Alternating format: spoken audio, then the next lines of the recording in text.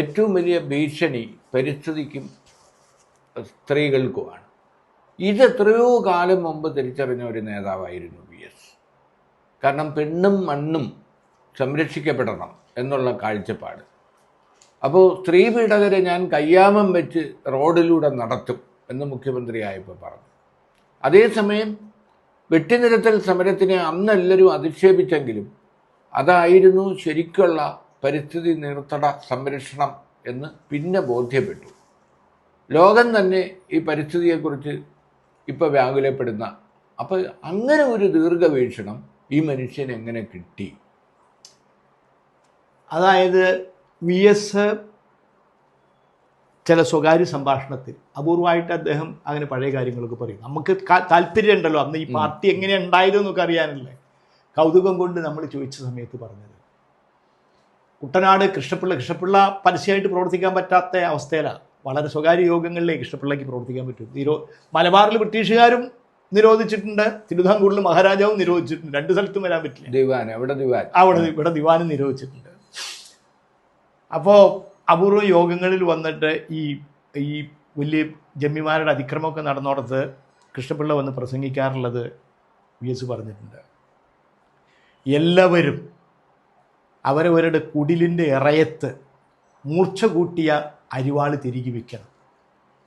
ഈ അരിവാൾ നിങ്ങൾ നെല്ല് കൊയ്യാൻ മാത്രമല്ല, നിങ്ങളുടെ മടിക്കുത്തിലേക്ക് കൈ നീളുന്ന ജമ്മിയുടെ കൈവെട്ടാനും കൂടിയിട്ടുള്ളതാണ്. അപ്പോൾ അരിവാൾ മണ്ണും മാനവും രക്ഷിക്കാനുള്ളതാണ് അരിവാൾ. കൃഷ്ണപിള്ള പ്രസംഗിച്ചതാണ് VS-നോട് പറഞ്ഞിട്ടുണ്ട്. അതായത് നിങ്ങളുടെ കൂരകളുടെ ഇറയത്ത് മൂർച്ച കൂട്ടി അരിവാൾ വെക്കണം. അത് നെല്ല് കൊയ്യാനല്ല, നിങ്ങളുടെ മടിക്കുത്തഴിക്കാൻ വരുന്ന ജമ്മിമാരുടെ കൈവെട്ടാനുള്ളതാണ്. മണ്ണും മാനവും രക്ഷിക്കാനുള്ളതാണ് ഈ അരിവാൾ. മണ്ണും മാനവും രക്ഷിക്കാനുള്ളതാണ് ഈ അരിവാൾ എന്നുള്ള കൃഷ്ണപിള്ളയുടെ പ്രസംഗ. അത് ജീവിതത്തിൽ അതാ ഞാൻ പറഞ്ഞത്. പാർട്ടി എന്താണോ പഠിപ്പിച്ച വർഗാധിഷ്ഠിത മാനുഷിക മൂല്യം, ഈ വർഗാധിഷ്ഠിത മാനുഷിക മൂല്യം ഒന്നിൻ്റെയും മുമ്പിൽ ചഞ്ചലപ്പെടാതെ മുമ്പിലേക്ക് കൊണ്ടുപോയി ഇറവലായിരുന്നു VS. ഒരു കോംപ്രമൈസിനും അദ്ദേഹം തയ്യാറായില്ലേ. കൃഷ്ണപിള്ള പ്രസംഗമായത് പെണ്ണിൻ്റെ മാനവും നിൽക്കുന്ന മണ്ണും സംരക്ഷിക്കാൻ ഈ അരിവാളിൻ്റെ മൂർച്ച വേണം. അവസാന ഒരു ചോദ്യം കൂടി. VS-ന് ഈ നേതാക്കൾക്കൊക്കെ ഇപ്പോൾ AKG പോയപ്പോഴും EMS ഉണ്ടായിരുന്നു, EMS നയനാരും പോയപ്പോൾ VS-ഉം ഉണ്ടായിരുന്നു, പിണറായി ഉണ്ടായിരുന്നു. ഇപ്പോൾ VS-ൻ്റെ അഭാവത്തിൽ ഇനി പിണറായി. പക്ഷേ നമ്മുടെ നേതൃത്വത്തിൽ ഇതുപോലുള്ള VS-നെ പോലെയുള്ള ആളുകളുടെ ഒരു വലിയ അഭാവം, അതായത് ഒരു പിൻഗാമി, VS-നൊരു പിൻഗാമി എന്ന് പറയാൻ നമുക്ക് കഴിയുന്നുണ്ടോ? അതായത് ഈ കമ്മ്യൂണിസ്റ്റ് പാർട്ടിയുടെ ലീഡേഴ്സ് രൂപപ്പെടുന്നത്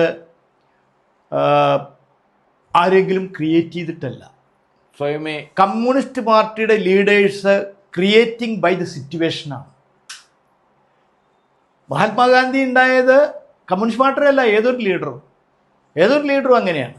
കമ്മ്യൂണിസ്റ്റ് പാർട്ടിയെ പറ്റിയാണ് നമ്മൾ സംസാരിക്കണമെന്നുള്ളതുകൊണ്ട് ഞാൻ കമ്മ്യൂണിസ്റ്റ് പാർട്ടിയുടെ കാര്യം പറഞ്ഞെന്ന് മാത്രമേ ഉള്ളൂ. ഏതൊരു ലീഡർ ഉണ്ടാവുന്നത് അവർ സിറ്റുവേഷനാണ് അവർ ക്രിയേറ്റ് ചെയ്യുന്നത്. മഹാത്മാഗാന്ധി ഉണ്ടായത് ആ കാലം കോൺട്രിബ്യൂട്ട് ക്രിയേറ്റ് ചെയ്തതാണ്. EMS ഉണ്ടായതും കൃഷ്ണപിള്ള ഉണ്ടായതും VS ഉണ്ടായതും നായനാരുണ്ടായതും ആ കാലം ക്രിയേറ്റ് ചെയ്തതാണ്. ഇന്നത്തെ കാലത്തിന് അനുയോജ്യമായിട്ടുള്ള കമ്മ്യൂണിസ്റ്റ് ലീഡേഴ്സിനെ ഇന്നത്തെ കാലം ക്രിയേറ്റ് ചെയ്യും. അതിനുവേണ്ടി കാത്തിരിക്കുക. കാലമാണ് പാർട്ടി ലീഡേഴ്സിനെ ക്രിയേറ്റ് ചെയ്യുന്നത്.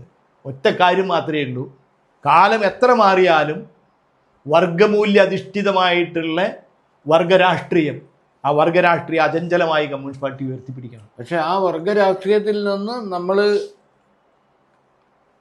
വഴിമാറി പോകുന്നു എന്നുള്ള ആശങ്ക. അങ്ങനെ വഴിമാറി പോകാൻ കമ്മ്യൂണിസ്റ്റ് പാർട്ടിക്ക് പറ്റില്ല. കാരണം കമ്മ്യൂണിസ്റ്റ് പാർട്ടി ഒരു സിറ്റുവേഷൻ്റെ ക്രിയേഷനാണ്. അങ്ങനെ പറ്റില്ല.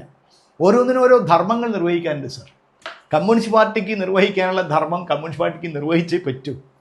അത് നിർവഹിക്കാൻ നിങ്ങളതിന്ന് മാറിപ്പോകണമെന്ന് പറഞ്ഞാൽ സാഹചര്യം നിങ്ങളെ സമ്മർദ്ദപ്പെടുത്തി ശരിയായിട്ടുള്ള ദിശയിലേക്ക് കൊണ്ടുവരും.